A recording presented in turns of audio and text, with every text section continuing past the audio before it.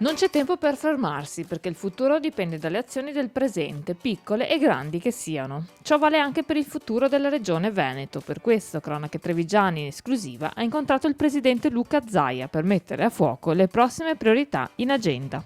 Ma di certo non sarà un mandato da pensionati, bisogna sgambare, fare veloci ed essere sul pezzo. Lo siamo in queste ore con Covid perché comunque è una vicenda che si trascina, ci accompagnerà.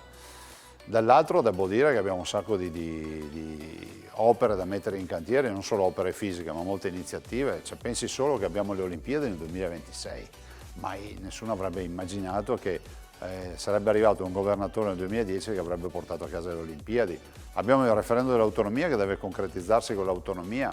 Abbiamo un'infrastruttura, pensi, la pedemontana che riguarda anche l'agricoltura, e anzi ringrazio i tanti sacrifici negli espropri che sono stati fra l'altro molto spesso consensuali e bonari, e di un'infrastruttura che è la più grande infrastruttura in Italia, che noi contiamo insomma, nei fine anno, primi mesi del 2021, di chiudere in gran parte, se non nella quasi totalità. E molto altro ancora, il lavoro, le sfide dell'agricoltura, le sfide identitarie, la sicurezza alimentare, il turismo, un turismo che ha avuto una penalizzazione con il Covid paurosa. Si pensa che le aziende mediamente hanno perso il 60-70% di fatturato. Presidente, entriamo nella macchina del tempo, andiamo al 2050. Che Veneto troveremo? Più all'avanguardia, un Veneto sempre più protagonista, ed è esattamente quello che ho dedicato nei miei sforzi, fare in modo che questo Veneto sia sempre in prima fila, che non è la prima fila del governatore, il fatto di andare in giro per l'Italia o per il mondo a sentirsi dire «Ah, ma tu sei del Veneto, voi sì che siete fortunati a vivere in Veneto».